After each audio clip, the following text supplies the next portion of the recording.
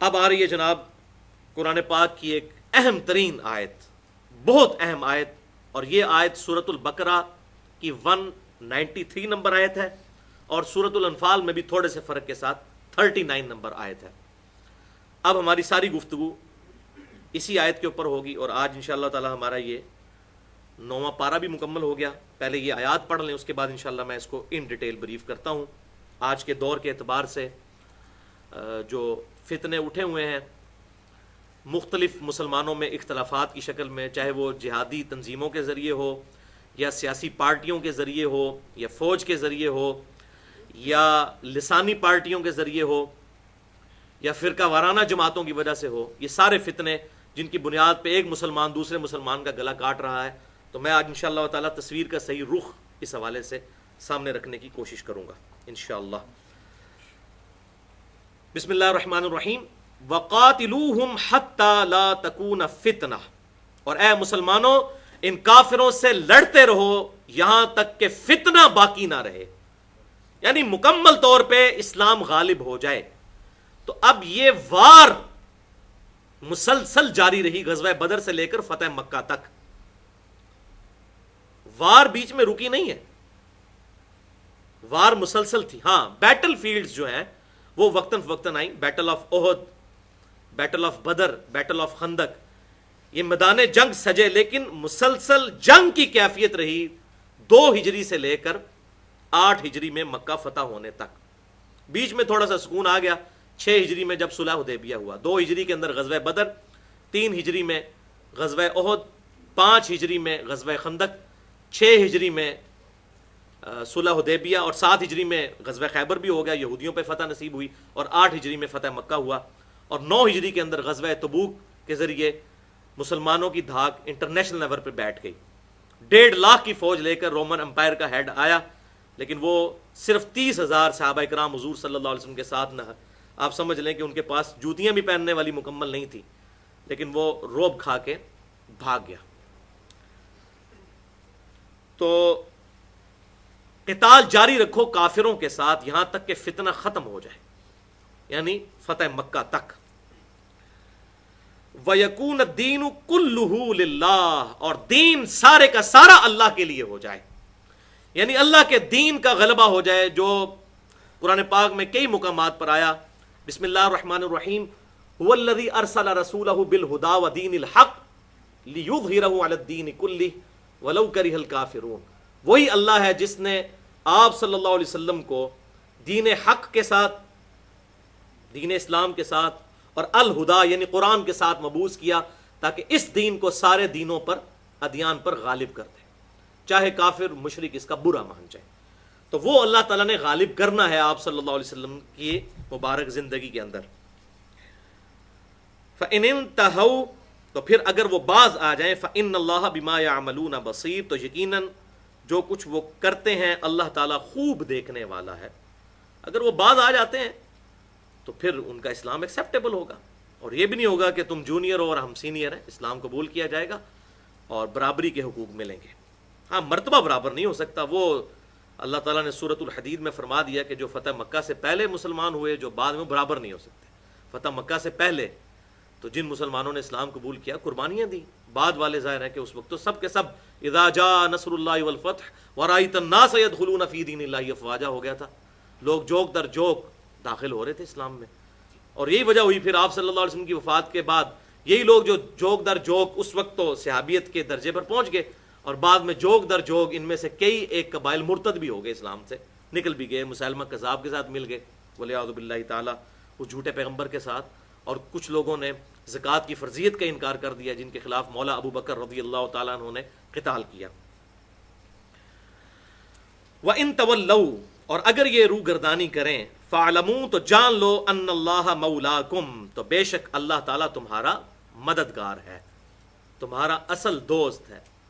اب یہاں پر جو مولا کا معاملہ ہے وہ اللہ تعالیٰ کے ساتھ خاص ہے، باقی جو مولا ہے وہ تو اللہ اور اس کا رسول بھی مولا ہے۔ سورہ التحریم کی آیت نمبر 4 کے اندر اللہ تعالیٰ نے فرمایا کہ نبی صلی اللہ علیہ وسلم کا مولا ہے اللہ، اس کے فرشتے جبرائیل اور تمام ایمان والے، یعنی ان کے دلی محبوب۔ النبی اولیٰ بالمؤمنین من انفسہم، نبی صلی اللہ علیہ وسلم مومنین کی جانوں سے بھی بڑھ کر ان پر اولا ہیں، ان کے قریبی دوست ہیں، اور ان امت کی مائیں ہیں آپ صلی اللہ علیہ وسلم کی بیویاں۔ نعم المولا و نعم النصیر، تو کیا ہی بہترین پشت پناہ ہے اللہ، اور کیا ہی بہترین مددگار ہے اللہ۔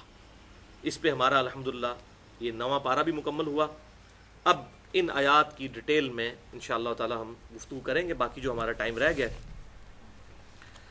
تو میں وہی بات ریپیٹ کروں جو میں اکثر کرتا ہوں کہ قتال از دا سمم بونم آف اسلام، اسلام کا ہائیسٹ گڈ جو ایمینول کانٹ کی فلسفی میں سمم بونم کہلاتا ہے، سب سے اونچی اچھائی وہ ہے قتال، کہ کوئی شخص اپنے دین پہ اس طرح پختہ ہو اور اتنا کنوکشن والا ایمان رکھتا ہو کہ اپنی جان لے کر میدان جنگ میں اللہ کے حکم کے تحت آ جائے اور اپنی جان کا نذرانہ پیش کر دے۔ اس سے بڑی تو قربانی ہو ہی نہیں سکتی۔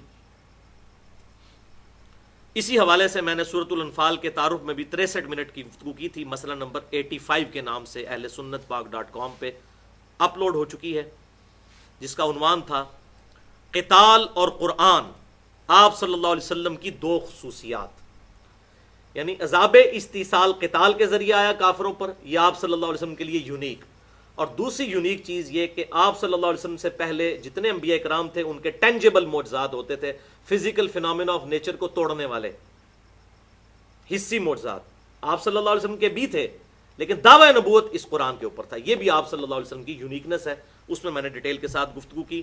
اسی طریقے سے ایک اور گفتگو بھی ہے مسئلہ نمبر 25 کے نام سے اہل سنت پاک .com پر، قتال کی اہمیت اور اہل قبلہ اور اہل کلمہ مسلمانوں کی تکفیر کی مذمت، وہ بھی تقریباً 35 منٹ کی گفتگو ہے، اس میں نے ڈیٹیل کے ساتھ قتال کی اہمیت کے اوپر گفتگو کی ہے۔ بہرحال آج ہم یہ سورۃ الانفال کی آیت نمبر 39 کے تحت انشاءاللہ گفتگو کریں گے۔ تو یہ 39 نمبر آیت، وَقَاتِلُوهُمْ حَتَّى لَا تَكُونُ فِتْنَةٌ، ان کافروں سے قتال کرو یہاں تک کہ فتنہ باقی نہ رہے، یعنی فتح مکہ ہو جائے، وَيَكُونَ الدِّينُ كُلُّهُ لِلَّهِ، اور دین سارے کا سارا اللہ کے لیے خالص ہو جائے، یہ دین اسلام غالب آ جائے۔ بالکل اسی سے ملتی جلتی آیت انہی الفاظ کے ساتھ سورۃ البقرہ کی آیت نمبر 193 بھی ہے، لیکن اس میں ہے وَيَكُونَ الدِّينُ لِلَّهِ، اس میں آیا كُلُّهُ لِلَّهِ، یہاں زیادہ ایمفسائز ہے۔ تو یہ دونوں آیات کے کانٹیکسٹ میں صحیح بخاری میں ایک حدیث کے 5 طرق موجود ہیں، 5 طرق۔ صحیح بخاری میں کتاب التفسیر چیپٹر، جو امام بخاری رحمۃ اللہ علیہ نے قرآن کی تفسیر پہ چیپٹر باندھا ہے، اس چیپٹر کے اندر وہ 5 احادیث لے کر آئے، اور میں ان کے نمبر بھی بتا دیتا ہوں۔ 3 احادیث لے کر آئے سورۃ البقرہ کی آیت نمبر 193 کے تحت، اور 2 احادیث لے کر آئے سورہ الانفال کی آیت نمبر 39 کے تحت، جو ہم نے ابھی پڑھی، کیونکہ ملتی جلتی آیات ہیں، لیکن یہ 5 کی 5 احادیث ایک ہی حدیث کے مختلف طرق ہیں، مختلف الفاظ کے ساتھ ساتھ کچھ تابعین نے کچھ یاد رکھا تو ایک حدیث کو 5 دفعہ ریپیٹ کیا گیا۔ صحیح بخاری میں اس کے انٹرنیشنل نمبرنگ بتا دیتا ہوں، 4513، 4514، 4515، یہ 3 سورۃ البقرہ آیت نمبر 193 کے کانٹیکسٹ میں، اور اگلی 2 طرق ہیں 4650 اور 4651، یہ سورۃ الانفال کی جو ہم نے آیت پڑھی 39 نمبر، اس کے کانٹیکسٹ میں امام بخاری لے کر آئے۔ یہ 5 احادیث، اب یہ بہت کریٹیکل احادیث ہیں، لہٰذا میں نے اب صحیح بخاری جو ہے وہ آپ کے سامنے، اس میں سے میں لفظ بلفظ ان احادیث کو پڑھنے لگا ہوں تاکہ ہمیں معاملات بالکل کلیئر ہو جائیں۔ پہلے سورۃ البقرہ کے کانٹیکسٹ میں جو 193 نمبر آیت کے تحت، اسی آیت کے تحت الفاظ آئے، اور یہ پرٹیکولر واقعہ ہے سیدنا عبداللہ بن زبیر رضی اللہ تعالیٰ عنہ کے دور میں، جو مسلمانوں کے اندر اختلاف تھا، یعنی حجاز کے اوپر عبداللہ بن زبیر رضی اللہ تعالیٰ عنہ نے خلافت قائم کر لی تھی، اور شام اور عراق کے اوپر بنو امیہ کا قبضہ تھا، اور یہ آپس میں لڑتے تھے، ان فتنوں کے دور کی بات ہے۔ بعض لوگوں نے کہا کہ یہ سیدنا علی اور سیدنا معاویہ رضی اللہ تعالیٰ عنہما کے فتنے کی بات ہے، اس کی نہیں ہے، اس میں موجود ہے، یہ عبداللہ ابن زبیر والا فتنہ ہے، وہ فتنہ نہیں۔ وہاں تو معاملہ بالکل سیدنا علی کے ساتھ حق، اس میں تو انڈاؤٹڈ ہے، وہ آج میں انشاءاللہ ڈسکس بھی کروں گا تھوڑا سا اس حوالے سے۔ سیدنا عبداللہ بن عمر رضی اللہ تعالیٰ عنہ سے روایت کیا گیا کہ حضرت عبداللہ ابن زبیر رضی اللہ تعالیٰ عنہ کے زمانے کے اندر جب فتنہ برپا ہوا، یعنی بنو امیہ جو ہے وہ چڑھائی کرنے والی تھی سیدنا عبداللہ ابن زبیر رضی اللہ تعالیٰ عنہ کو شہید کرنے کے لیے، پہلی دفعہ یزید نے فوجیں بھجوائیں لیکن اس وقت یزید مر گیا تو فوجیں واپس چلی گئی. پھر عبد الملک بن مروان کے دور کے اندر حجاج ابن یوسف کو عبد الملک بن مروان نے بھیجا اور سیدنا ابن زبیر رضی اللہ تعالیٰ عنہ کو شہید کیا گیا. یہ دو واقعات ہوئے. تو اسی زمانے کی یہ بات ہے کہ دو شخص عبداللہ ابن عمر کے پاس آئے. عبداللہ ابن زبیر کا نام موجود ہے کہ ان کے زمانے کی بات ہو رہی ہے. یہ 4513 سے لے کے 4515 تک صحیح بخاری. عبداللہ ابن زبیر کے زمانے میں جب فتنہ اٹھا تو دو اشخاص سیدنا ابن عمر رضی اللہ تعالیٰ عنہ کے پاس آئے اور انہوں نے کہا کہ جو لوگ کر رہے ہیں کیا آپ دیکھ نہیں رہے، اور آپ تو سیدنا عمر فاروق رضی اللہ تعالیٰ عنہ کے بیٹے ہیں اور آپ صلی اللہ علیہ وسلم کے صحابی ہیں، تو آپ کو باہر نکلنے سے کس چیز نے منع کیا؟ آپ کیوں نہیں اس قتال کے اندر شامل ہوتے کسی ایک فریق کے ساتھ؟ تو حضرت عبداللہ ابن عمر رضی اللہ تعالیٰ نے فرمایا کہ مجھے اس چیز نے باہر آنے سے منع کیا کہ اللہ نے مسلمان بھائی کا خون دوسرے مسلمان بھائی پر حرام کر دیا ہے. ان دونوں نے کہا کہ اللہ تعالیٰ تو قرآن پاک میں فرماتا ہے، یہی سورۃ البقرہ میں بھی آیا، سورۃ الانفال کے اندر، کہ وَقَاتِلُوهُمْ حَتَّى لَا تَكُونَ فِتْنَةٌ، کہ تم قتل کرو، قتال کو جاری رکھو، حَتَّى لَا تَكُونُ فِتْنَةٌ، یہاں تک کہ فتنہ باقی نہ رہے. تو آپ بھی فتنے کو ختم کرنے کے لیے قتال کے لیے نکلے. حالانکہ یہ آیات پرٹیکولر آپ صلی اللہ علیہ وسلم کے صحابہ کے بارے میں تھی، مشرکین عرب سے قتال کرتے ہوئے، نہ کہ ایک مسلمان دوسرے مسلمان کو قتل کرے، الا یہ کہ خلافت قائم ہو، صحیح بدماشی کے ساتھ نہیں، اس معاملے میں معاملہ الگ ہے. یہاں تک کہ کوئی فتنہ باقی نہ رہے. تو حضرت عبداللہ بن عمر رضی اللہ تعالیٰ عنہ نے جواب دیا کہ ہم نے حضور صلی اللہ علیہ وسلم کے ساتھ جہاد کیا ہے، لڑائیاں لڑی ہیں، حتیٰ کہ فتنہ باقی نہ رہا اور خالص دین اللہ کے لیے ہو گیا. وہ کہتے ہیں یہ جو تم کہہ رہے ہو نا کہ یہ قتال کرو، ہم نے قتال کیا اور اللہ کے لیے خالص دین ہو گیا، عرب کے اندر اسلام غالب آ گیا، اور تم چاہتے ہو ان تقاتلوا حتی تکون فتنۃ ویکون الدین لغیر اللہ، اور تم یہ چاہتے ہو کہ مسلمان آپس میں لڑیں اور دین غیر اللہ کے لیے ہو جائے سارے کا سارا. بولے اعوذ باللہ تعالی. اگلے ترک میں آتا ہے کہ عبداللہ بن عمر رضی اللہ تعالیٰ عنہ کے پاس ایک آدمی آیا اور اس نے کہا کہ اے ابو عبد الرحمن، یہ ان کی کنیت تھی ابن عمر رضی اللہ تعالیٰ عنہ کی، کہ آپ ایک سال حج کرتے ہیں اور ایک سال عمرہ کرتے ہیں اور اللہ کی راہ میں جہاد کو آپ نے چھوڑ دیا ہے. یہ آج کل ہمیں بھی کچھ جہادی تنظیمیں کہہ رہی ہوتی ہیں جناب یہ کیا دعوت قرآن اور جناب دعوت الی التوحید اور دعوت سنت کی طرف، کتاب و سنت کا منہج، یہ کیا آپ نے باتیں یہ شروع کر دی ہیں. تو یہ آپ یہ نمازیں پڑھتے رہتے ہیں، یہ سارے کام کرتے رہتے ہیں اور آپ نے جہاد کو چھوڑ دیا. اور آپ کو معلوم ہے کہ اللہ تعالیٰ نے قرآن میں کتنی جہاد کی رغبت دلائی ہے، یہ بھی کہتے ہیں ہمیں، اتنی آیات ہیں جہاد کے بارے میں. اچھا، آپ نے فرمایا، پھکی دی تھی عبداللہ ابن عمر نے، بالکل کڑوا آنسر. انہوں نے کہا اے میرے بھتیجے، اسلام کی بنیاد 5 چیزوں پر ہے، اس میں جہاد نہیں آتا. 5 چیزیں ہیں اسلام کی بنیاد. جہاد اسلام میں ضرور ہے، وہ داڑھی بھی اسلام میں ہے، لیکن داڑھی کے اندر پورا اسلام نہیں ہے. اسلام میں داڑھی ہے. بنیادی جو چیزیں وہ 5 ہیں جس کی اکاؤنٹیبلٹی ہے اللہ کی بارگاہ میں.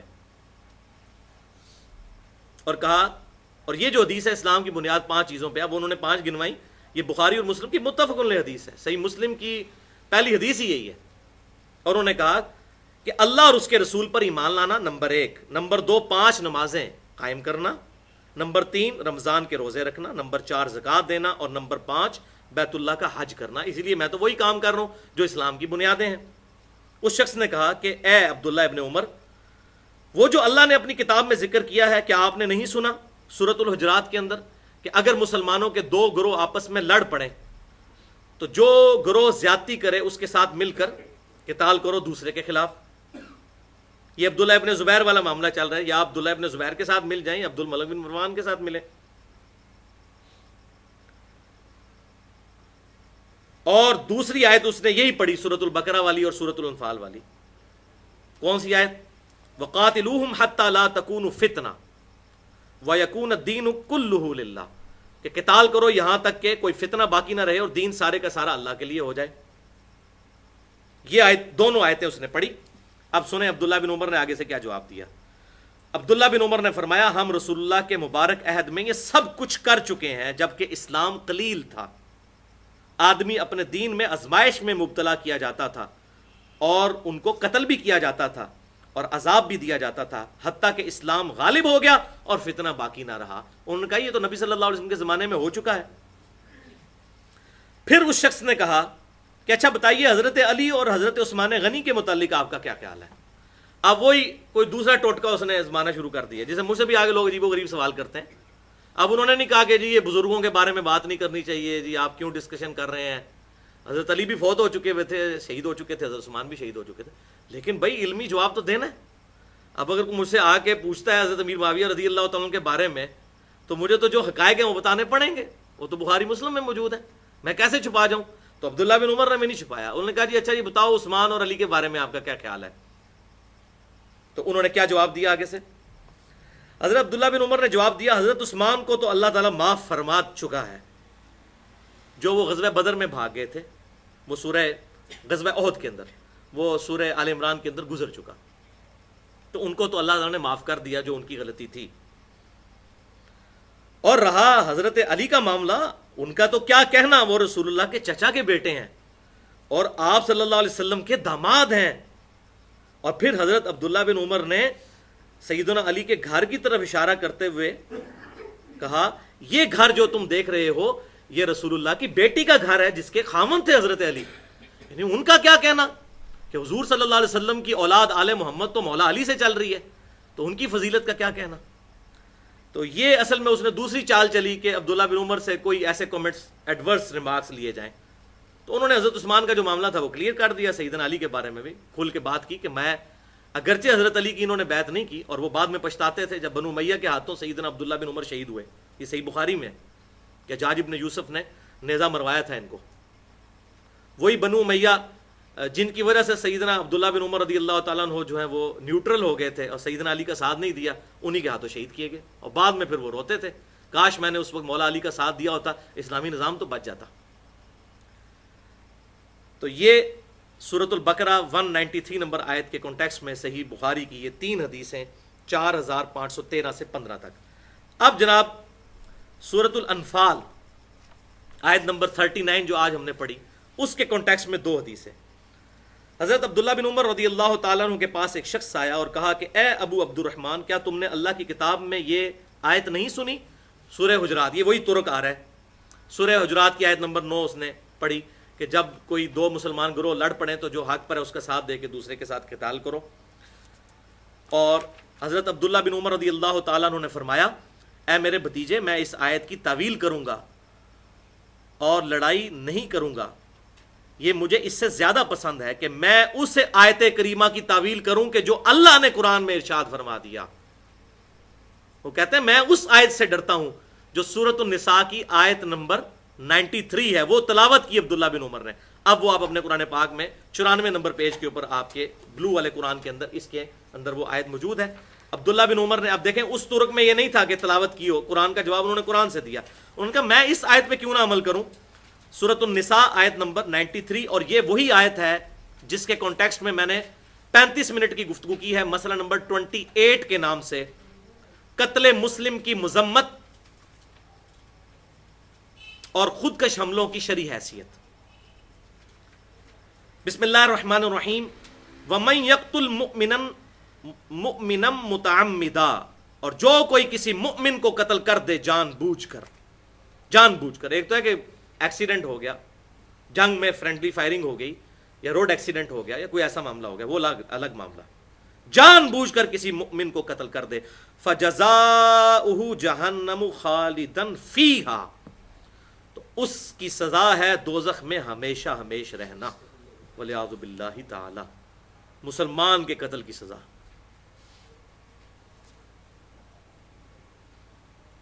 وغضب اللہ علیہ، اور اس پر اللہ کا غضب، ولعنہ، اور اس کی لعنت ہے، وأعد له عذابا عظیما، اور ایسے شخص کے لیے تو اللہ تعالیٰ نے بہت بڑا عذاب تیار کر رکھا ہے جو کسی مؤمن کو قتل کر دے۔ تو عبداللہ بن عمر نے کہا کہ میں یہ تمہاری جو یہ حکومتی جنگیں ہیں عبداللہ ابن زبیر اور عبد الملک بن مروان اور یزید کی، ان میں مسلمانوں کے قتل میں شامل نہیں ہونا چاہتا، اور یہ حکومتی جنگیں میں اپنی طرف سے نہیں کہہ رہا، اگلے ترک میں انہوں نے کہہ دیا ہے، یہ میں جو ترک پڑھ رہا ہوں یہ 4650 ہے، اور 4651 کے اندر انہوں نے کہا یہ تو ملک کے لیے، دنیاوی جو حکومت کے لیے لڑ رہے ہیں، ان کی جنگ اللہ کے لیے نہیں ہے، تو میں یہ آیت پہ عمل کیوں نہ کروں۔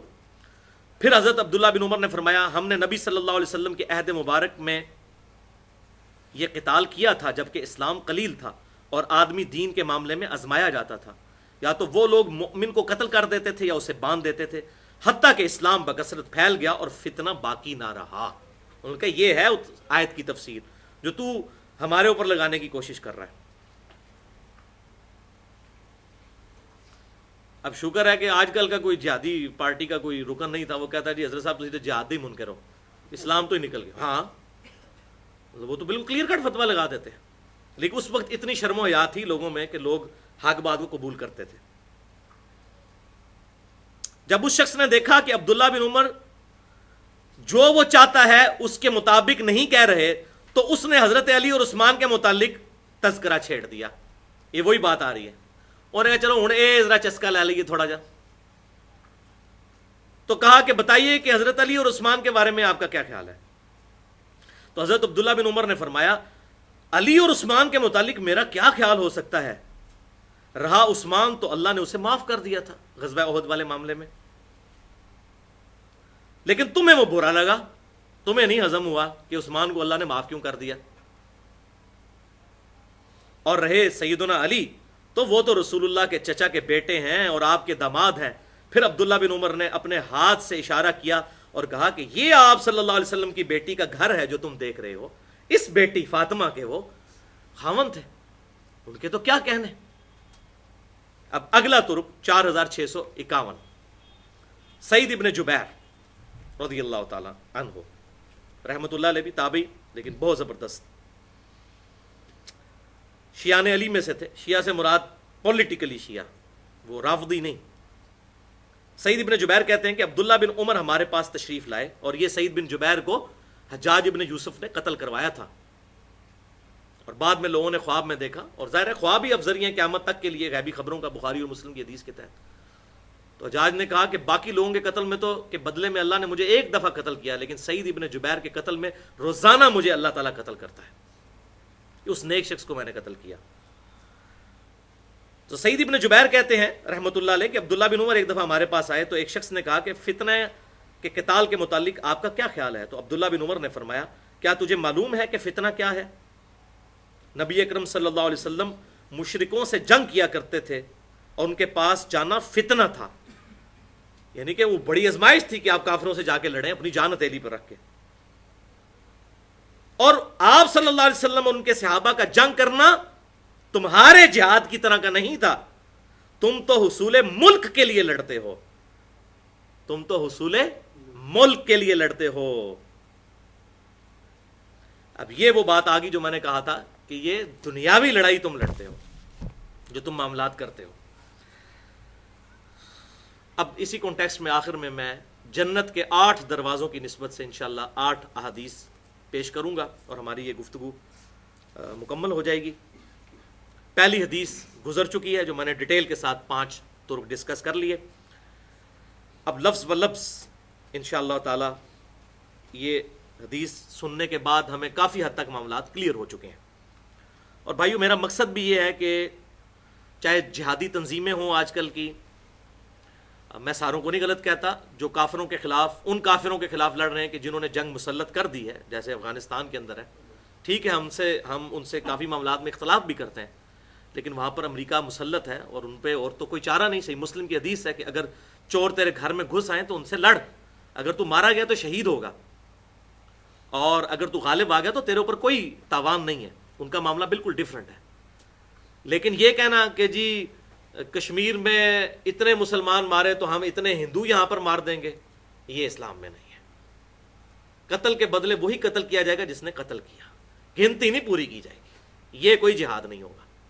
یا اسی طریقے سے مسلمان جو ہے وہ فوج کے اوپر حملہ کرنا، ان کو کہنا یہ واجب القتل ہیں اور یہ طاغوت کا ساتھ دے رہے ہیں، اور طاغوت کی ڈیفینیشن وہ تو پھر اب بات کہاں تک جائے گی. اب وہ باتیں میں یہاں کرنا نہیں چاہتا کہ پھر طاغوت تو پھر خلفائے راشدین کے بعد تو طاغوت شروع ہو گیا تھا. وہ تو صحیح مسلم اٹھا کے دیکھ لیں. اب میں وہ یہاں پہ بیان نہیں کرنا چاہتا ورنہ رخ بدل جائے گا دوسری طرف.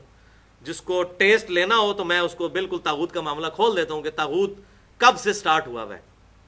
اس طاغوت جو وہ نظام تھا اس نظام کو کوئی برا کہنے کے لیے تیار نہیں ہے. وہ مجھے ای میل کی جا سکتی ہے mirza_95@yahoo.com. تو میں صحیح مسلم کی 2 حدیثیں بھیجوں گا. مجھے القاعدہ کے لوگ اور الدولت الاسلامیہ کے لوگ اور اسی طریقے سے باقی جہادی تنظیم پاکستانی جو طالبان ہیں ان کے لوگ بھی بڑی حدیثیں کتابیں بھیجتے رہتے ہیں، لیکن میں صرف وہ 2 حدیثیں صحیح مسلم کی بھیجتا ہوں، اس کے بعد ان کا جواب ہی نہیں آتا. اور یہ مقصد نہیں ہوتا کسی کو ننگا کرنا ہے، مقصد یہ ہے کہ بھائی اگر تم یہ طاغوت سمجھتے ہو اور اس کے خلاف کوئی معاملہ ہونا چاہیے تو پھر تم ذرا خود فیصلہ کرو کہ صحیح مسلم کی ان 2 احادیث کے تحت طاغوت کا معاملہ کب سے شروع ہوا ہے. معاملات کلیئر ہو جائیں. دوغلی پالیسی تو نہیں کہ اس وقت قانون اور اب قانون اور. بخاری اور مسلم کی متفق علیہ حدیث ہے کہ ایک فاطمہ نامی عورت نے چوری کی اور اس کی سفارش حضور صلی اللہ علیہ وسلم کے سامنے کی گئی تو آپ صلی اللہ علیہ وسلم جلال میں آئے، ممبر پہ چڑھے اور فرمایا تم سے اگلی قومیں اسی لیے ہلاک ہوئی کہ ان کے لیے 2 قانون ہوتے تھے، اشرافیہ کے لیے اور عام لوگوں کے لیے اور. اللہ کی قسم اگر میری بیٹی فاطمہ بھی چوری کرتی اس کے بھی ہاتھ کاٹے جاتے ہیں. تو چوری یا قرآن پاک کے خلاف نظام قائم کرنا یا سینہ زوری یا گن پوائنٹ یا تلوار کے زور پہ مسلمانوں پر مسلط ہونا، چاہے اس زمانے میں کوئی ہوا چاہے آج ہونے کی کوئی کوشش کرتا ہے، دونوں ایک کٹہرے میں کھڑے ہوں گے. دوغلی پالیسی نہیں چلے گی. تو وہ انشاءاللہ تعالی ہم حق کھول دیں گے. اس پہ میں نے ایک ریسرچ پیپر پورا لکھا ہے، واقعہ کربلا کا حقیقی پس منظر 50 صحیح الاسناد احادیث کی روشنی میں. اہل سنت پاک.com پہ بکس اینڈ ریسرچ پیپرز والے پورشن میں آپ ڈاؤن لوڈ کر سکتے ہیں. 2.5 سے 3 MB کی فائل ہے. عربی میں بھی میں نے اپلوڈ کی ہوئی ہے، اردو میں بھی 50 حدیثیں. اپنے کمنٹس کوئی نہیں کیے. آپ کو پتہ چل جائے گا کہ اسلام کا نظام کیسے بگڑنا شروع ہوا خلفائے راشدین کے بعد.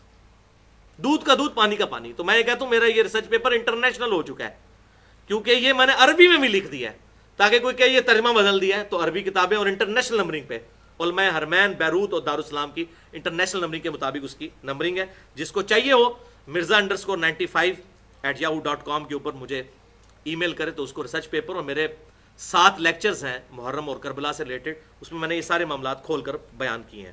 بہرحال جہادی تنظیمیں ہوں، فوج ہو، سیاسی پارٹیاں ہوں، لسانیت کی بنیاد پہ کوئی تنظیمیں بنی ہوئی ہوں، علاقوں کی بنیاد پہ پنجابی پختون، ان بنیادوں پہ کسی بھی بنیاد کے اوپر، چاہے وہ کراچی میں قتل عام ہو سندھیوں کا مہاجروں کے ذریعے یا مہاجروں کا جو ہے وہ سندھیوں کے ذریعے یا ان کا پختونوں کے ذریعے پختون ان کا قتل کریں، یا بلوچستان میں پنجابیوں کا قتل ہو یا KPK کے اندر ہو، کہیں پر بھی وہ سب کی سب چیزیں کنڈیم ہیں. ایک مسلمان دوسرے مسلمان کو قتل نہیں کر سکتا کسی بھی بنیاد کے اوپر، الا یہ جو ایکسیپشن آئیں گی وہ بھی حکومت کی ذمہ داری ہوگی پورے ایک پروٹوکول کے ساتھ. یہ نہیں ہے کہ میرے باپ کا قاتل میرے سامنے آ جائے تو میں قانون ہاتھ میں لے کے اس کو قتل کر دوں. نہیں، آخرت کا دن بھی ہے. دنیا کی اگر عدالتیں مجھے انصاف نہیں دیتی تو آخرت میں اللہ تعالیٰ انصاف دینے والا ہے الحمدللہ.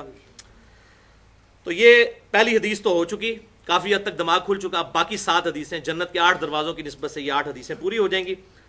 دوسری حدیث بھی صحیح بخاری اور صحیح مسلم کی متفق علیہ حدیث، صحیح بخاری میں 4269 اور صحیح مسلم میں 277. مشہور حدیث ہے، اکثر لوگوں نے سن رکھی ہے لیکن اس پہ ذرا غور کیجئے گا. اسامہ ابن زید رضی اللہ تعالی عنہما حضور صلی اللہ علیہ وسلم کے لاڈلے ترین صحابی. آپ صلی اللہ علیہ وسلم اگر گود میں ایک طرف سیدنا حسن کو بٹھاتے تھے، صحیح بخاری میں آتا ہے، تو دوسری طرف اسامہ ابن زید کو بٹھاتے تھے. یہ بھی حضور کے پوتوں کی طرح تھے، منہ بولے بیٹے تھے. زید ابن حارثہ ان کے بیٹے تھے اسامہ ابن زید، یعنی اتنے لاڈلے. بلکہ صحابہ کرام کہتے ہیں جب بھی سفارش کرنی ہوتی تھی بڑے سے بڑا جگہ صحابی جلال کی حالت میں حضور کے قریب نہیں جاتا تھا تو اسامہ ابن زید کے ذریعے سفارش کروائی جاتی تھی. اتنے لاڈلے تھے. لیکن دیکھیں حضور صلی اللہ علیہ وسلم دین کے معاملے میں کتنے کلیئر کٹ ہیں، امت پہ شفیق. ایک مارکے کے اندر اسی اسامہ ابن زید رضی اللہ تعالیٰ عنہ سے غلطی ہو گئی. ہارڈلی 12-13 سال عمر تھی ان کی اس وقت، زیادہ عمر نہیں تھی. حضور صلی اللہ علیہ وسلم کی وفات کے وقت بھی تقریباً 15-16 سال عمر تھی. غلطی کیا ہوئی؟ ایک کافر سے لڑائی ہو رہی تھی. جب وہ کافر نے دیکھا کہ میں پکڑا جا رہا ہوں تو اس نے کلمہ پڑھ دیا، لا الہ الا اللہ محمد رسول اللہ، اشہد ان لا الہ الا اللہ واشہد ان محمدًا عبدہ ورسولہ. تو اسامہ بن زید نے آؤ دیکھا نہ تاؤ اس کو قتل کر دیا. شاید ہم ہوتے تو ہم بھی یہی کرتے کہ یہ موت کے ڈر سے کلمہ پڑھ رہا ہے، عین ممکن ہے موت کے ڈر سے ہی پڑھا ہو. آپ صلی اللہ علیہ وسلم کے سامنے یہ معاملہ پیش ہوا تو آپ صلی اللہ علیہ وسلم نے اسامہ ابن زید رضی اللہ تعالیٰ عنہ پر انتہائی جلال فرمایا اور فرمایا تو نے اسے کیوں قتل کیا؟ کہا یا رسول اللہ صلی اللہ علیہ وسلم اس نے ڈر کے کلمہ پڑھا تھا، دل سے نہیں پڑھ رہا تھا. آپ صلی اللہ علیہ وسلم نے فرمایا کیا تو نے اس کا دل چیر لیا تھا؟ کیا پاکستانی طالبان نے پاکستانی فوج کا دل چیر لیا ہے کہ یہ منافق اور کافر ہے؟ یا عام مسلمانوں کا دل چیر لیا تھا تو نے؟ پھر آپ صلی اللہ علیہ وسلم نے فرمایا کہ اسامہ اس وقت تو اللہ کو کیا جواب دے گا جب وہ شخص لا الہ الا اللہ پڑھتا ہوا قیامت والے دن اللہ کی بارگاہ میں تیرے خلاف مقدمہ قائم کرے گا. اور یہ جملہ کہ اسامہ تو کیا کرے گا، اسامہ تو کیا کرے گا، اسامہ تو کیا کرے گا، حضور صلی اللہ علیہ وسلم ریپیٹ کرتے رہے کتنی دیر تک، حتیٰ کہ اسامہ بن زید کہتے ہیں میں نے کہا کاش آج سے پہلے میں مسلمان نہ ہوتا، میں کافر ہوتا اور میں آج کلمہ پڑھ کے مسلمان ہوتا، کم از کم میرا یہ گناہ تو دھل جاتا. اندازہ کریں. اور یہاں چھوٹی چھوٹی بات کے اوپر قتل کر دینا مسلمان کو. مہاجر کا سندھی کو، سندھی کا مہاجر کو، مسلم لیگ کا پیپلز پارٹی والے کو، پیپلز پارٹی والے کا مسلم لیگ کو، شیعہ کا سنی کو، سنی کا شیعہ کو. اللہ اکبر کبیرہ. اور صحابہ کرام کو منہ پہ جنہوں نے گالیاں دی ہیں، مولا علی کو منہ پہ کافر کہا. سیدنا علی رضی اللہ تعالیٰ نے کہا یہ میرے بھائی تھے بھگوڑے ہو گئے. جب انہوں نے صحابہ کو قتل کرنا شروع کیا تو ایز اے لاسٹ ریزارٹ سیدنا علی نے ان کے خلاف قتال کیا. اور جب قتال کیا، آپ اہل سنت اہل تشیع دونوں کی کتابیں اٹھا کے تاریخی دیکھ لیں. صحابہ نے پوچھا ان کی بیویوں کو لونڈیاں بنائے؟ کہا نہیں، ہمارے بھائی تھے بھگوڑے ہو گئے، جنازے خود پڑھائے اور ان کو مسلمانوں کی طرح ٹریٹ کیا، حالانکہ وہ تھے جو صحابہ کو منہ پہ کافر کہتے تھے، گالیاں نہیں، کافر. سنن کبری البیہقی کھول کے دیکھیں. عبداللہ بن عمر کہتے ہیں، یہی عبداللہ بن عمر جن کے بارے میں نے بیان کیا، وہ کہتے ہیں کہ جب تک خوارج ہمیں السلام علیکم کہیں گے ہم ان کو وعلیکم السلام کہیں گے، صحیح سند کے ساتھ. اور خوارج کی مسجدوں سے جب تک حی علی الصلاح حی علی الفلاح کی آواز آئے گی ہم ان کے پیچھے نمازیں بھی پڑھیں گے، لیکن جب یہ ہمیں کہیں گے کہ ہم اپنے بھائیوں کو قتل کریں پھر ہم خوارج کا ساتھ نہیں دیں گے. نمازیں بھی خوارج کے پیچھے. یہاں لوگ مجھے پوچھ دیتے ہیں جی بریلویوں کے پیچھے نماز ہو جاتی ہے، شیعہ کے پیچھے نماز ہو جاتی ہے، دیوبندیوں کے پیچھے ہو جاتی ہے، فلاں کے پیچھے ہو جاتی ہے، فلاں کے پیچھے. کن چکروں میں ہم پڑ گئے؟ بھائی نماز کے اندر کوئی شرک نہیں کرتا، نماز میں سارے ایاک نعبد و ایاک نستعین پڑھتے ہیں. بعد میں کسی کو تعویل کی غلطی لگ جائے آپ کا کام صرف سمجھانا ہے. پیغمبر بننے کی اور اللہ بننے کی کوشش ہم نہ کریں. یہ معاملہ اسی وقت خراب ہوتا ہے جب ہم اپنے ہاتھ میں قانون لیتے ہیں کہ ہم نے کسی کی جنت اور دوزخ کا فیصلہ کرنا ہے. ہم ٹکٹ دیں گے کون جنت میں جائے گا اور کون دوزخ میں. تو یہ تو ہمارا کام ہی نہیں ہے. اللہ نے ہمیں اس چیز کا مکلف نہیں ٹھہرایا. ہمارا کام دعوت ہے، اس کے بعد معاملہ اللہ کے سپرد.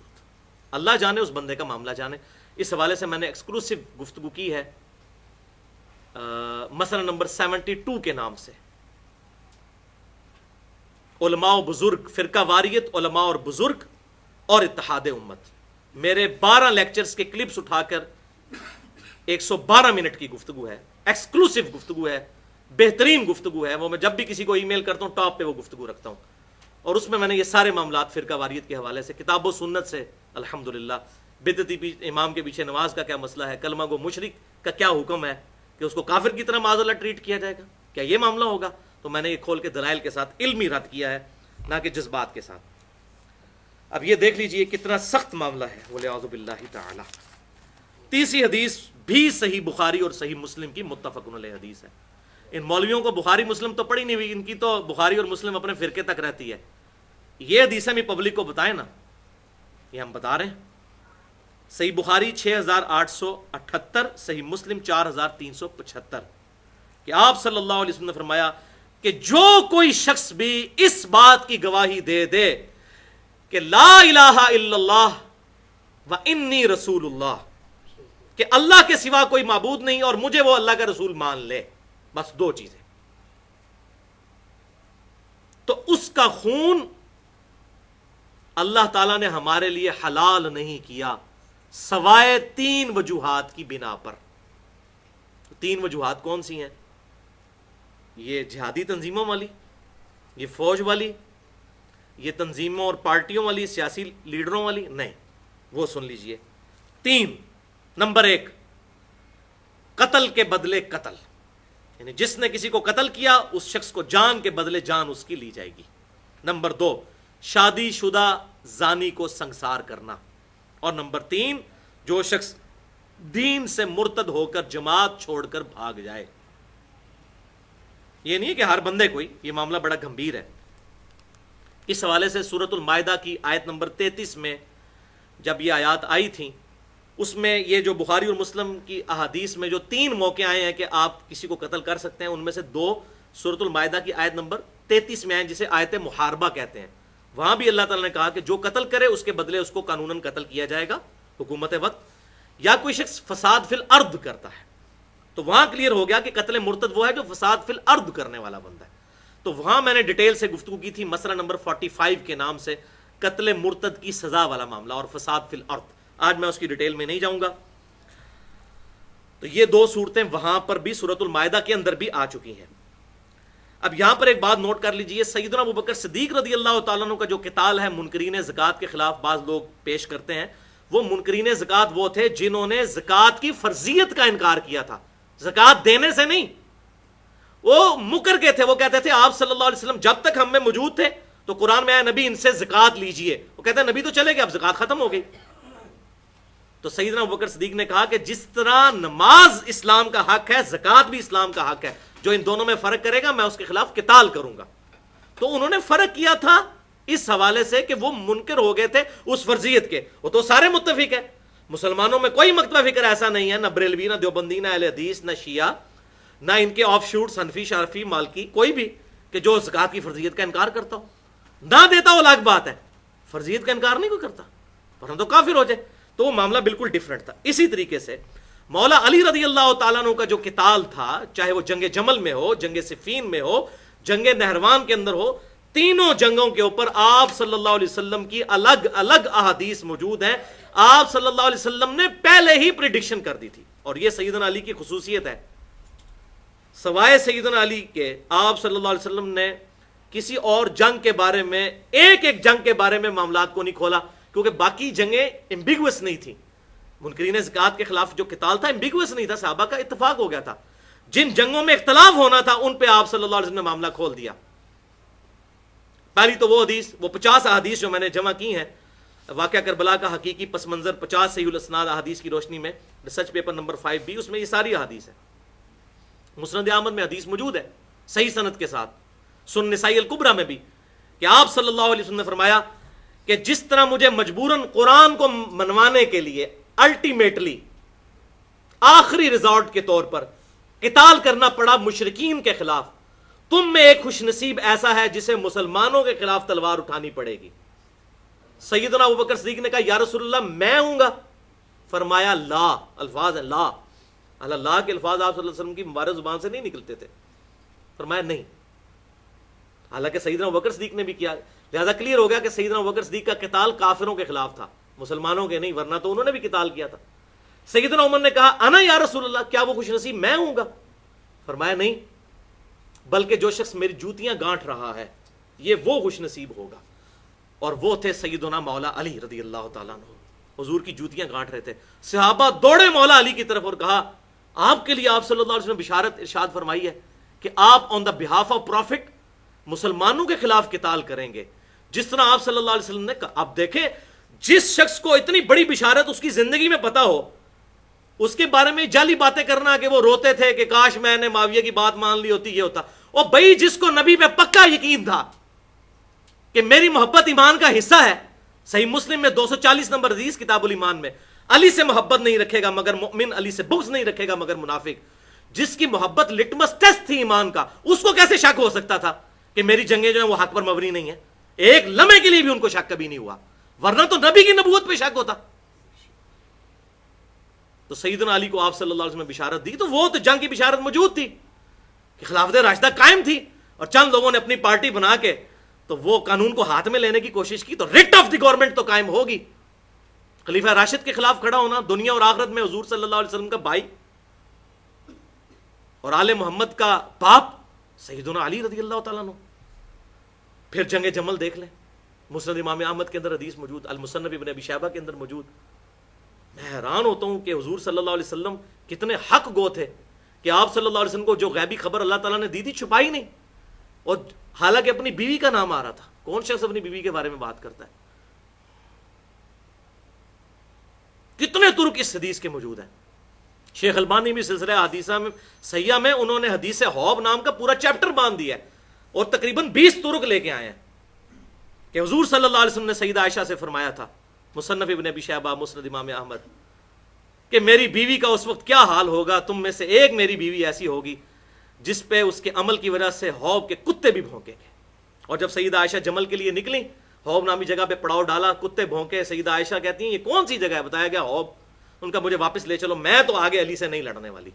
اور ساتھیوں نے کہا کہ جی آپ کی وجہ سے صلح ہو جائے گی، لیکن ہوا وہی کچھ، اور سیدنا علی بالکل کلین سویپ جنگ جیتی، جنگ جمل، لیکن سیدہ عائشہ کی جان بخشی ہوئی سیدنا علی کی وجہ سے، اور کہا کہ تم اب بھی میری ماں ہو، اگرچہ جو کچھ تم نے کیا، تو عزت کے ساتھ ان کو وہاں سے روانہ کیا۔ پھر وہ پوری زندگی روتی تھی۔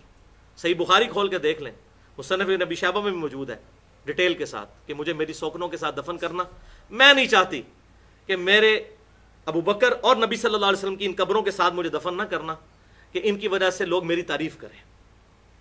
جو کچھ میں نے حضور صلی اللہ علیہ وسلم کے بعد کیا، مجھے میری سوکنوں کے ساتھ دفن کرنا۔ اچھا، جنگ جمل بھی، جنگ صفین، وہ تو جناب حدیث متواترہ بخاری اور مسلم کی کہ عمار کو ایک باغی جماعت قتل کرے گی، عمار ان کو اللہ کی طرف بلا رہا ہوگا، اور وہ باغی جماعت دوزخ کی طرف بلانے والی جماعت ہوگی۔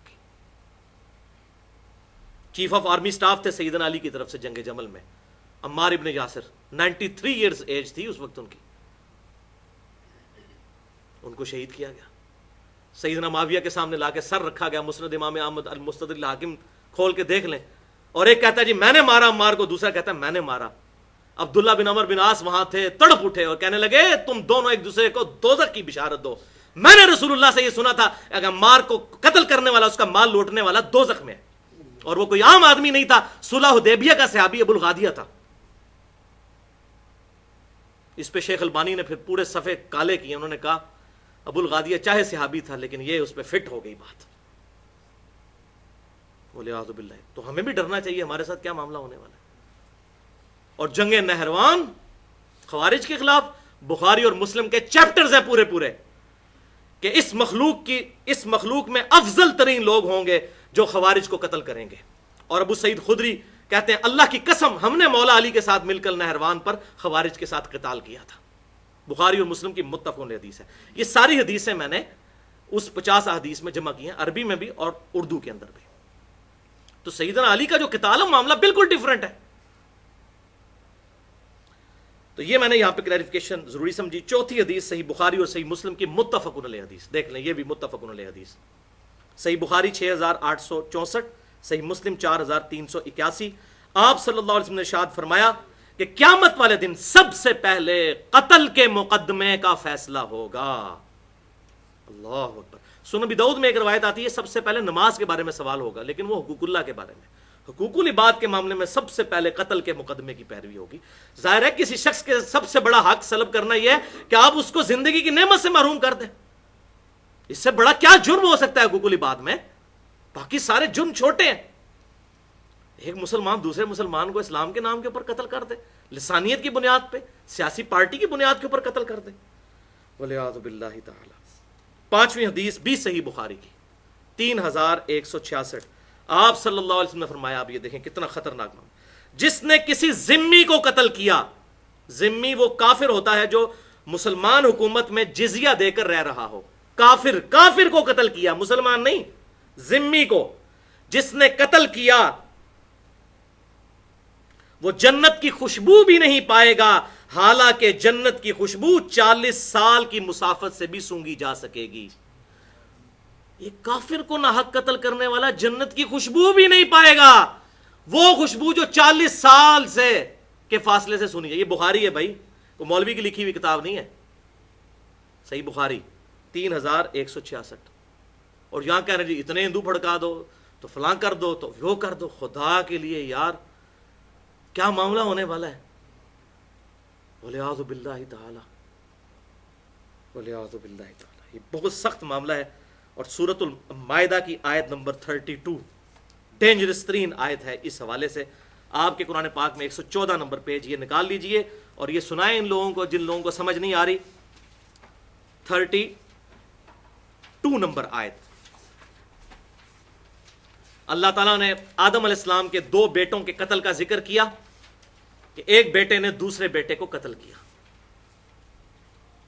تو اللہ تبارک و تعالیٰ نے کہا کہ اس وجہ سے، بسم اللہ الرحمن الرحیم، سورۃ المائدہ آیت نمبر 32 114 صفحے سے شروع ہو رہی ہے، من اجل ذالک، اس واقعے کی وجہ سے جو قابیل نے حابیل کو قتل کیا تھا، کتبنا علی بنی اسرائیل، ہم نے یہ بات طے کر دی تھی بنی اسرائیل کے لیے، بالکل کلیئر کٹ طے کر دی تھی، اور بنی اسرائیل کی وہی کنٹینیوشن ہے امت محمدیہ کی جو شریعت ہے، انہو من قتل نفسا بغیر نفس، کہ جس شخص نے بھی جان کے بدلے جان کے علاوہ اگر کسی کو قتل کیا، او فساد فی الارض، یا فساد فی الارض کے کانٹیکسٹ کے علاوہ کسی کو قتل کیا، کوئی زمین میں ڈاکہ، آدھی مجرم ہے ڈاکے ڈالتا ہے لوگوں کو قتل کرتا ہے، ان دونوں کو اگر قانون قتل کرے وہ تو جائز، ان 2 صورتوں کے علاوہ اگر قتل کیا فَكَأَنَّمَا قَتَلَ النَّاسَ جَمِيعًا، تو گویا کہ اس نے پوری انسانیت کو قتل کر کے رکھ دیا،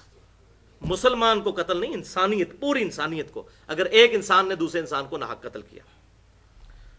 وَمَنْ أَحْيَاهَا، اور جس نے زندگی بخشی، جس نے جان بچائی کسی ایک کی، فَكَأَنَّمَا أَحْيَا النَّاسَ جَمِيعًا، تو گویا کہ اس نے پوری انسانیت کی جان بچا لی، ایک انسان کی جان بچانا، مسلمان نہیں، ایک انسان کی جان۔ اور یہ وہ آیت ہے جو کہ ہاسپٹلز کے باہر لکھی ہوتی ہے اور اندر بدماش ڈاکو قسم کے ڈاکٹرز بیٹھے ہوتے ہیں اور باہر آیت لگائی ہوئی ہوتی ہے جس نے ایک جان کو بچایا پوری انسانیت کو بچایا، اور اندر جناب انسانیت کو مارنے کے اسباب کر رہے ہوتے ہیں، اتنی اتنی فیسیں لیتے ہیں کہ ایک غریب آدمی جو ہے اس کی بیماری جو ہے وہ اس ایکسٹریم پہ چلی جائے کہ اس کی جان ہی چلی جائے صرف اس کی فیس سن کے، وَلِعَاذُ بِاللَّهِ تَعَالَى۔ تو اب یہ جو معاملات آج ہو رہے ہیں، آپ کو پتہ ہے کچھ عرصہ پہلے یہاں پشاور میں چرچ کے اوپر حملہ ہوا، تو یہاں کی جو جہادی تنظیمیں ہیں انہوں نے کہا کہ جی ہم نے نہیں حملہ کیا، لیکن ساتھ ہی کہتے ہیں لیکن جس نے کیا ہے شریعت کے مطابق کیا ہے۔ اور یہ کون سی شریعت ہے؟ شکر ہے شریعت اسلامیہ نہیں کہتے، شریعت ان کی، شریعت اسلامیہ کے مطابق جو تھا وہ میں نے تو آپ کو سنا دیا، ٹھیک ہے؟ ان کو بتائیں کہ یہ شریعت تو یہ کہتی ہے کہ ایک ذمی کافر کو بھی قتل کرنے والا، صحیح بخاری 3166، وہ جنت کی خوشبو بھی نہیں پائے گا، حالانکہ 40 سال کی مسافت سے خوشبو آتی ہوگی۔ اور یہ آیت بھی آپ نے سن لی کہ ایک انسان کا قتل گویا پوری انسانیت کا قتل ہے۔ تو جس نے کیا شریعت کے مطابق کیا، تو پھر اگر یہی بات یورپ اور امریکہ والے لے لیں جہاں تیزی سے اسلام پھیل رہا ہے، تو وہ بھی پھر جتنی نئی مسجدیں بن رہی ہیں ان پہ بم مارنے شروع کر دیں، امریکہ بھی اور یورپ بھی، پھر ہمیں بھی کوئی احتجاج نہیں کرنا چاہیے۔ وہ کہیں گے جی ہمارے پاس یہاں کرسچینٹی کی حکومت ہے، ہماری مرضی، ہم مسجدوں پہ ہم اپنی شریعت کے مطابق کر رہے ہیں۔ اور خدا کے لیے عقل کے ناخن لیں۔ اسی لیے میں نے آج کے دور کے ایک لیڈنگ ایتھیسٹ رچرڈ ڈاؤکنس نے جو کتاب لکھی دا گاڈ ڈیلوژن، اس کے اوپر ایک پورا لیکچر ریکارڈ کروایا ہے، تقریباً 2 گھنٹے کی گفتگو، مسئلہ نمبر 83B کے نام سے، ہو کریٹڈ گاڈ اور جدید شیطانی وسوسوں کا تحقیقی جائزہ۔ اس میں اس کے جتنے بھی اعتراضات تھے ان کو میں نے الحمدللہ علمی طریقے سے ایڈریس کیا ہے اس حوالے سے۔ 6 حدیث، جامعہ ترمذی، سنن نسائی اور سنن ابن ماجہ کی صحیح حدیث، ترمذی میں 3029، نسائی 3999، ابن ماجہ 2621، کہ آپ صلی اللہ علیہ وسلم نے فرمایا کہ روز قیامت مقتول شخص جس کو دنیا میں ناحق قتل کیا گیا ہوگا، وہ اپنے قاتل کو پیشانی اور سر کے بالوں سے پکڑ کے گھسیٹتا ہوا اس حال میں کہ اس شخص کی رگوں سے خون بہ رہا ہوگا، جس نے قتل کیا ہوگا اس کا خون اس وقت بھی بہ رہا ہوگا، اسی طریقے سے اس کی مظلومیت اس پر نظر آ رہی ہوگی، تو وہاں پر مقتول قاتل کو پیشانی کے بالوں اور سر سے پکڑ کے گھسیٹتا ہوا اللہ کے عرش کے قریب پہنچ جائے گا اور کہے گا اے رب مجھے آج انصاف دلا کہ اس شخص نے مجھ سے زندگی کی نعمت کیوں چھینی تھی دنیا کے اندر، وَلِعَاذُ بِاللَّهِ تعالی۔ اب آپ دیکھیں کہ کیا معاملہ اس کے ساتھ پھر ہوگا جب یہ حالت ہوگی کہ اللہ کے عرش کے قریب پہنچ جائے گا۔ اس لیے وہ بخاری اور مسلم کی حدیث میں پہلے بیان کر چکا، قیامت والے دن سب سے پہلے قتل کے مقدمے کا فیصلہ ہوگا۔ یہ بھائیوں اس کو آسان نہ سمجھیں۔ 7ویں حدیث اتنی خطرناک، جامعہ ترمذی میں 1395، سنن نسائی 3987، سنن ابن ماجہ میں 2619 کی آپ صلی اللہ علیہ وسلم نے فرمایا اللہ تعالیٰ کے نزدیک پوری دنیا کو تباہ و برباد کر دینا یہ کم ہے، اور ایک مسلمان کو قتل کر دینا اس سے بھی بڑا جرم ہے۔ پوری دنیا کو تباہ و برباد کر دے، یہ اللہ تعالیٰ کے نزدیک اتنا بڑا فساد نہیں جتنا ایک مسلمان کا قتل۔ لیکن یہاں کتنا ہلکا ہے، ایک چڑیا مار دیا، انسان مار دیا، برابر ہے۔ وَلِعَاذُ بِاللَّهِ تعالی۔ 8ویں حدیث سنن نبی داؤد میں 4270، سنن نسائی میں 3984 کہ آپ صلی اللہ علیہ وسلم نے ارشاد فرمایا، یہ بہت کریٹیکل حدیث تھی، اس کو میں نے اینڈ پہ رکھا ہے اور یہ بہت کڑوی ہے، شاید مشکل سے ہمیں ہضم ہو۔ آپ صلی اللہ علیہ وسلم نے فرمایا اللہ تعالیٰ ہر گناہ کو معاف کر دے گا سوائے اس کے کہ کوئی شخص شرک کی حالت میں مرا، یا سوائے اس شخص کے کہ جس نے جان بوجھ کے کسی دوسرے کو قتل کیا۔ دیکھ لیں، اب آپ سمجھ لیں اس آیت کا مطلب جو سورۃ النساء کی آیت نمبر 48 اور 116 میں آیا، بسم اللہ الرحمن الرحیم، ان اللہ لا یغفر ان یشرک بہ، اللہ تعالیٰ اس گناہ کو کبھی معاف نہیں کرے گا کہ کوئی شخص اللہ کے ساتھ کسی قسم کا شرک کرے، لیکن اس کے علاوہ جو گناہ ہے معاف کر دے گا لمن یشاء، جس کے لیے چاہے گا، تو نہیں چاہے گا تو نہیں معاف کرے گا۔ اور وہ حضور نے اشارہ دے دیا کہ یا تو مشرک پھنس گیا قیامت والے دن، یا کسی انسان کو ناحق قتل کرنے والا۔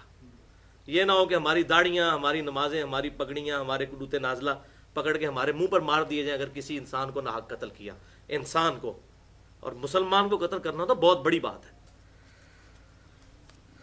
ان اللہ لا یغفر ان یشرک بہ ویغفر ما دون ذلک لمن یشاء، بے شک اللہ تعالیٰ اس گناہ کو کبھی معاف نہیں کرے گا کہ کوئی شخص اللہ کے ساتھ کسی قسم کا شرک کرے، ہاں اس کے علاوہ کوئی گناہ ہے تو معاف کر دے گا، لیکن جس کے لیے چاہے گا، وہ بھی اوپن لائسنس نہیں ہے، اور وہ کسی ناحق کسی کو قتل کیا۔ وَلِعَاذُ بِاللَّهِ تعالی۔ اور سورۃ النساء کی 93 نمبر آیت میں پہلے بھی پڑھ چکا کہ جس نے جان بوجھ کر کسی مؤمن کو قتل کیا ہمیشہ دوزخ میں رہے گا، اور اس پہ اللہ کی لعنت ہوگی اور بڑے عذاب پہ مسلط کیا جائے گا اس پہ۔ اور اسی بھی میری مسئلہ نمبر 28 کے نام سے گفتگو ہے، قتل مسلم کی مذمت اور خودکش حملوں کی شرعی حیثیت۔ وَلِعَاذُ بِاللَّهِ تعالی۔ اب یہ 8 حدیثیں تو مکمل ہوئیں، ایک آخری حدیث میسج کے طور پر ہے، اس میں میری گفتگو مکمل ہوتی ہے۔ یہ صحیح بخاری اور صحیح مسلم کی متفقن علیہ حدیث ہے، متفقن علیہ حدیث۔ اور یہ حدیث کس موقع پہ ہے؟ حضور صلی اللہ علیہ وسلم کے آخری خطبات میں سے۔ صحیح بخاری میں 4406، صحیح مسلم 4383، حجۃ الوداع والے چیپٹر میں آپ صلی اللہ علیہ وسلم نے یوم النہر کو ایک خطبہ دیا۔ ایک تو آپ نے میدان عرفات میں خطبہ دیا تھا 9 ذی الحجہ 11 ہجری میں، 10 ہجری، 9 ذی الحجہ 10 ہجری۔ ایک اس سے اگلے دن جو قربانی کا دن تھا، یعنی 10 ذی الحجہ 10 ہجری میں آپ صلی اللہ علیہ وسلم نے ایک خطبہ دیا۔ اس خطبے میں کافی الفاظ ہیں، وہ ڈیٹیل سے میں نے مسئلہ نمبر 66A میں بیان کیا ہے، محرم اور واقعہ کربلا سے متعلق 5 علمی پوائنٹس، لیکن اس کا کچھ حصہ میں یہاں پر ضرور بیان کرتا ہوں۔ بخاری اور مسلم کا متفقن علیہ آپ صلی اللہ علیہ وسلم کے آخری خطبوں میں سے حجۃ الوداع کا خطبہ اور یوم النہر 10 ذی الحجہ کا۔ یہ آپ صلی اللہ علیہ وسلم نے فرمایا بے شک تمہاری جان نمبر 1، نمبر 2 تمہارے مال، نمبر 3 تمہاری عزتیں۔ ایک مسلمان کی یہ تینوں چیزیں، جان، مال اور عزت، دوسرے مسلمان کے لیے حرام ہیں۔ ان کی حرمت اسی طریقے سے ہے اللہ کے حضور جس طرح آج اس مہینے ذوالحجہ کی حرمت اور عزت ہے اللہ کے حضور، اس شہر مکہ کی عزت اور اس آج کے دن کی عزت ہے اللہ کے حضور، یوم النحر کی. بالکل. اب ہم عبادتوں میں تو بڑے شیر ہوتے ہیں. یہ لوگ کہتے ہیں جناب ہم جو ہے وہ ذوالحجہ کا مہینہ حرمت والا مہینہ ہے اور مکے کا شہر بڑا متبرک ہے، اور اسی طریقے سے جو یوم النحر ہے وہ بڑی برکت والا دن ہے. تو اللہ کے محبوب صلی اللہ علیہ وسلم فرمایا اس طرح جس طرح ان چیزوں کی عزت کر رہے ہو اللہ کے نزدیک، اسی طرح عزت ہے ایک مسلمان کی جان، مال اور آبرو کی. والعیاذ باللہ تعالی. پھر آپ صلی اللہ علیہ وسلم نے فرمایا دیکھنا میرے بعد کافر نہ ہو جانا کہ ایک دوسرے کو قتل کرنا شروع کر دو. واضح الفاظ ہے، میرے بعد کافر نہ ہو جانا کہ ایک دوسرے کو قتل کرنا شروع کر دو. اور بتاؤ کیا میں نے اپنے رب کا پیغام تم تک پہنچا دیا؟ سب نے کہا بلا یا رسول اللہ، پہنچا دیا اے اللہ کے رسول صلی اللہ علیہ وسلم. پھر آپ صلی اللہ علیہ وسلم نے اللہ تعالیٰ کی طرف متوجہ ہوتے ہوئے کہا اے اللہ گواہ رہنا، اے اللہ گواہ رہنا، اے اللہ گواہ رہنا. اور پھر فرمایا کہ اب تمہاری یہ رسپانسبلٹی ہے کہ اس دین کے پیغام کو ہر اس شخص تک پہنچا دو جو یہاں پر موجود نہیں. بلغوا انی ولو آیا، پہنچا دو میری طرف سے خواہ ایک آیت ہی کیوں نہ ہو. یہ تو مولویوں نے بعد میں کہا نا کہ ڈگری چاہیے دین کا کام کرنے کے لیے. حضور تو کہہ رہے ہیں ایک آیت بھی آتی ہے تو پہنچا دو. حضور نے ہمیں ڈگری دے دی ہوئی ہے، کنتم خیر امت اخرجت للناس. یہ امت دعوت ہے، تو اس کو تو ڈگری حضور صلی اللہ علیہ وسلم نے دی ہے. ان مولویوں کی ڈگری کی ہمیں ضرورت ہے؟ ہمیں اگر ایک آیت بھی، ایک بات بھی صحیح پتہ ہے وہ ہم دوسرے مسلمان تک پہنچائیں گے. مولوی تو نہیں پہنچا رہے کیونکہ ان کی روٹی دین کے ساتھ جڑی ہوئی ہے. وہ تو روٹی کو سامنے رکھ کے کوئی بات بتاتے ہیں جس سے روٹی بند نہ ہو، اور اسی لیے مسلمانوں کو جو ہے وہ ڈیوائیڈ کر کے رول کر رہے ہیں اور ہم ان کے ہتھے چڑھے ہوئے ہیں. اللہ تعالیٰ سے دعا ہے کہ ان مولویوں کے، ان پارٹیوں کے، ان تنظیموں کے فتنوں سے ہمیں محفوظ فرمائے. اور جو اہل حق ہیں جو کافروں کے خلاف قتال کر رہے ہیں، ان پر کافر مسلط ہیں، ہم ان کے ساتھ ہیں، ان کے لیے دعا گو ہیں. ہم قتال کی مذمت نہیں کرتے، معاذ اللہ استغفر اللہ، اپنا ایمان برباد کرنے والی بات ہے.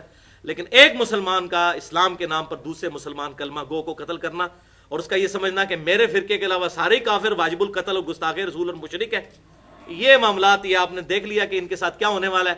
یہ بڑے بڑے مولوی آپ کو دوزخ میں ہی نظر آ رہے ہوں گے حضرت صاحب، جو دنیا کے اندر بڑے بزرگ بنے ہوئے تھے. اللہ ماشاء اللہ والعیاذ باللہ تعالی. اللہ تعالیٰ سے دعا ہے جو حق بات میں نے کہی اللہ تعالیٰ ہمارے دلوں میں راسخ فرمائے. اگر جس بات میں میرے منہ سے کوئی غلط بات نکل گئی تو اللہ تعالیٰ ہمارے دلوں سے محو کر دے. ہمیں کتاب و سنت کی تعلیمات پر عمل کر کے دوسرے بھائیوں تک پہنچانے کی توفیق عطا فرمائے. سبحانک اللہم و بحمدک، اشہد ان لا الہ الا انت، استغفرک و اتوب الیک، وما علینا الا البلاغ المبین.